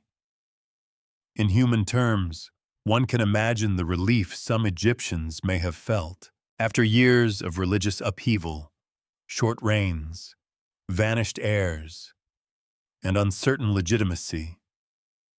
A strong ruler with administrative and military experience may have seemed like a blessing. Stability is not a small thing. People who live through disorder often forgive harshness if it brings predictability. Priests could see temples supported. Officials could see structures reinforced. The state could breathe again. But from another angle, that same stability looks more severe. Because Horemheb's order was built partly by narrowing the past. He did not simply inherit the crisis after Tutankhamun. He had to define what the crisis had meant. Were the Amarna-linked rulers legitimate predecessors, or were they embarrassments? Was I a rightful king, or an interruption? Was Tutankhamun the great restorer, or a name better folded into a broader return to orthodoxy? The answers would shape not only monuments, but the way later generations understood the end of the dynasty. This is why Horemheb feels so different from I. I stepped into a vulnerable moment and used old symbols to secure immediate legitimacy. Horemheb took the crown and began constructing a more durable version of reality. That may sound modern, but it is deeply ancient. Every regime cares about memory. Every restoration chooses what to restore and what to bury. Horemheb's genius, if we can call it that, was recognizing that Egypt did not merely need another pharaoh after A. It needed an official explanation for why the recent past had been so unstable, and why his own rule marked the return of proper order. He could not undo Tutankhamun's death. He could not give Ankhesenamun a secure ending in the record. He could not make Zananza's failed journey disappear from Hittite memory. But inside Egypt, he could control the royal story more tightly than those before him had managed. And this is where the succession crisis turns into something larger. It stops being only a struggle for the throne and becomes a struggle over historical survival. The dead king, the vanished queen, the old courtier, the failed heir, all of them now depended on later memory, and later memory had fallen into the hands of a man with little reason to preserve ambiguity. Horemheb's crown was not only gold, it was judgment. Under him, Egypt would present itself as healed. The wounds of Amarna would be covered. The disorder after Tutankhamun would be absorbed into a cleaner royal sequence. The state would speak again in the language of confidence. But confidence can be another form of concealment. And once Horemheb began reshaping the record, some of the most important figures in this story would not merely die. They would be made harder to remember. Memory in ancient Egypt was not passive. It was built. It was carved into temple walls, written into king lists, painted into tombs, repeated in ritual, and protected by the careful preservation of names. To be remembered was not simply to be known by later generations. It was to continue existing in a meaningful way. A name had weight. An image had power. A place in the royal sequence mattered. So when a ruler's memory was attacked, the act was not only political, it was almost metaphysical. Horemheb understood this language perfectly.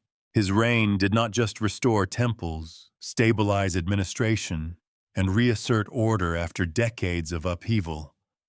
It also began to reshape how the recent past would be allowed to appear. The Amarna period, with its religious experiment and its awkward aftermath, could not simply be left sitting in the official record like an unanswered accusation. It had to be controlled. Akhenaten, of course, was the central problem. His reign had disturbed the old religious balance more radically than any of the others. His new focus on the Aten, his break with traditional cultic life, and the relocation of royal attention to Amarna left a legacy that later rulers had strong reasons to reject. For Horemheb, distancing Egypt from Akhenaten was not just piety, it was statecraft. But the erasure did not stop neatly with Akhenaten. That is where the story becomes more interesting and more severe. Tutankhamun had helped reverse the Amarna experiment. I had continued, or claimed to continue, the return to order. They were not Akhenaten in policy. They were, in some ways, part of the correction. And yet they too became vulnerable to being minimized, absorbed, or pushed aside in the official memory that followed. Why? Because they belonged to the contaminated chain. Tutankhamun was tied by birth and early identity to the Amarna world. His childhood name had carried the Aten. His restoration mattered, but his very existence reminded people of the instability that made restoration necessary. I, meanwhile, was too closely connected to the suspicious succession after Tutankhamun. The funeral rites, the possible marriage to Ankhesenamun, the brief reign, the failed future through Nakhtamyn. He was not a clean predecessor for Horemheb. He was a man whose legitimacy raised questions Horemheb had no reason to preserve. Erasure, then, was not only revenge against a religious heretic, it was a method of simplifying history. The official story could be made cleaner if the troubling sequence were reduced. The line from the secure pre-Amarna past to Horemheb's restored order could be tightened. The messy years of child kings, widows, old courtiers, failed heirs, and foreign marriage diplomacy did not need to be emphasized. They could be treated as a kind of disorderly interruption, something the restored state had overcome rather than inherited. This is one of the most powerful things rulers can do. They do not always need to deny that events happened. Sometimes they only need to decide which events will be honored, which will be repeated, and which will be left without oxygen. A name omitted from a list can be as meaningful as a name chiseled away. A monument reused can become a quiet conquest.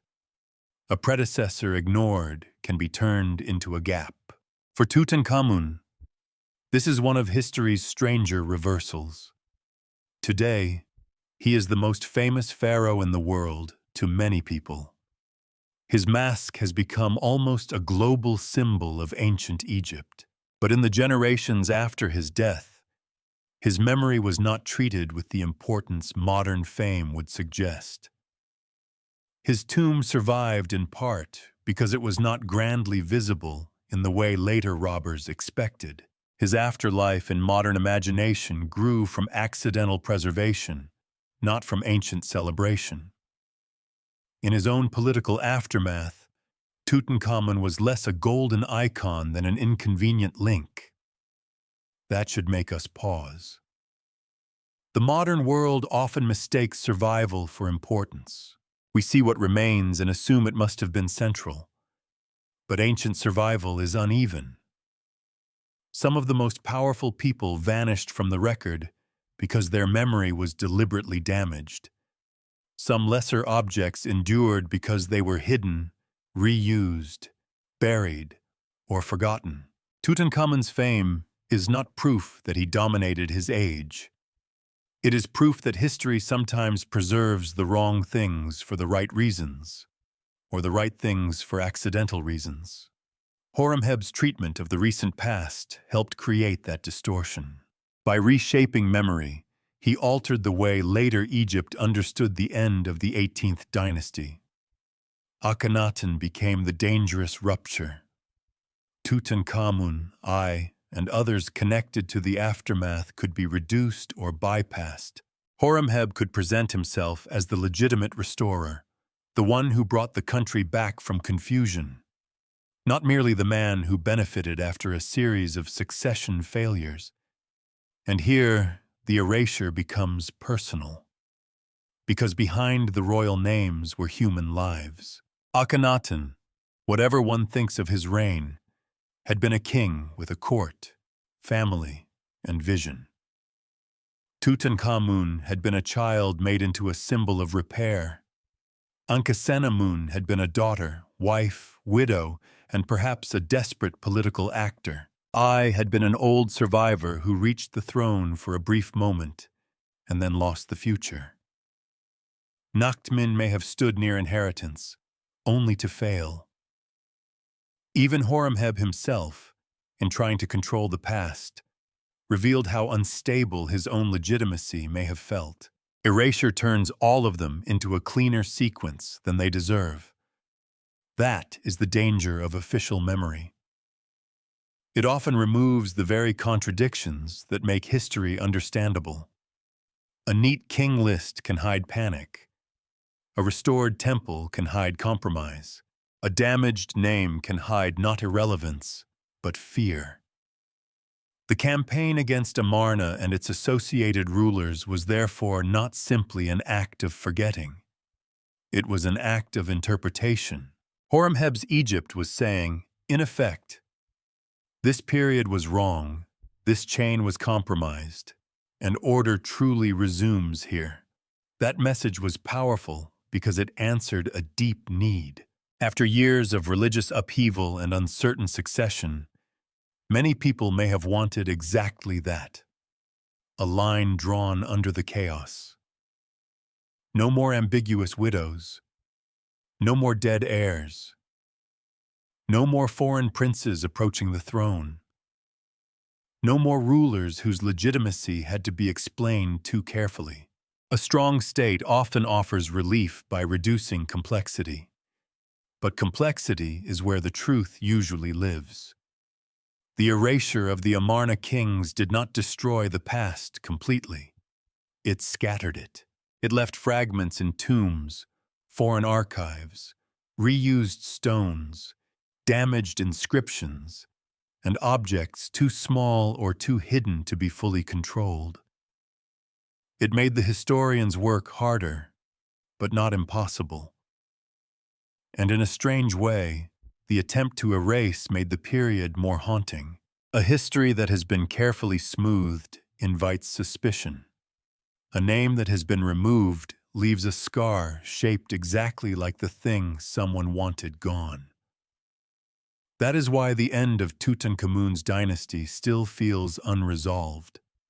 Not because every answer is lost, but because some of the losses were made. Horemheb did not merely inherit a damaged past. He helped decide how damaged it would look to the future. He turned succession politics into historical disappearance, and in doing so, he made the famous tomb in the Valley of the Kings even more important than he could have imagined. Because while official memory narrowed, the tomb remained sealed. Inside it, the gold waited. But so did the evidence of a crisis that erasure never fully buried. In the end, we return to the tomb. That is where the modern story began.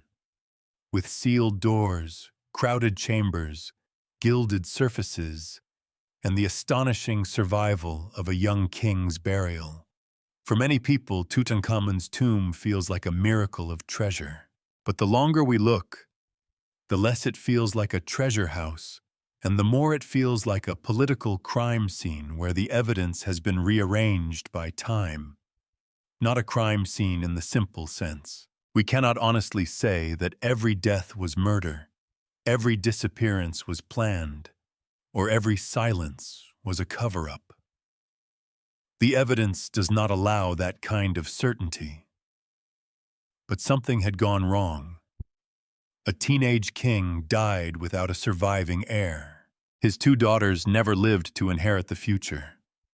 His widow became the most valuable remaining link to a royal line already weakened by Amarna.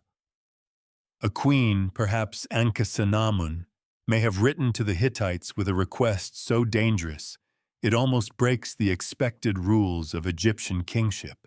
A foreign prince, Zananza, was sent toward Egypt and died before he could arrive. I, the old courtier, stepped forward through funeral ritual and possibly marriage. Nachtmin, if he was meant to follow I, failed to inherit. Horemheb took the crown and then reshaped the memory of those who came before him. That is not a smooth succession. It is a series of emergency solutions. And what makes the story so compelling is that each solution left behind a different kind of trace. The tiny coffins tell us the dynasty had no next generation. The Hittite account tells us the crisis crossed borders. I's funerary role tells us ritual could become politics. The possible ring of I and Ankhesenamun tells us marriage may have been used to seal legitimacy. Horemheb's later erasures tell us the past itself became a battlefield. The gold mask, beautiful as it is, can mislead us. It offers a face of calm eternity. It makes Tutankhamun look complete, untouchable, resolved. But the world around his death was none of those things. His tomb preserved magnificence, yes, but also fracture. And perhaps that is why Tutankhamun still holds attention. Not because he was the most powerful pharaoh, not because his reign answered the questions of his age, but because his burial survived while the political truth around him remained broken. The final answer, if there is one, must be modest. We do not know exactly who controlled every move after Tutankhamun died. We do not know the full fate of Ankhesenamun. We do not know with certainty who Dakamunzu was, or who caused Zananza's death, or how Nachtmin's claim failed. What we can say is that Egypt's throne did not pass through calm inheritance. It passed through uncertainty, pressure, symbolism, and memory control. The most famous tomb in Egypt did not simply preserve a king. It preserved the shadow of a crisis. And in that shadow, the boy king becomes something more interesting than a golden icon. He becomes the fragile center of a collapsing royal house, a young pharaoh whose death exposed the ambitions of elders, the vulnerability of a queen, and the fear of a state trying to pretend that order had never been broken. The tomb was sealed. The questions were not.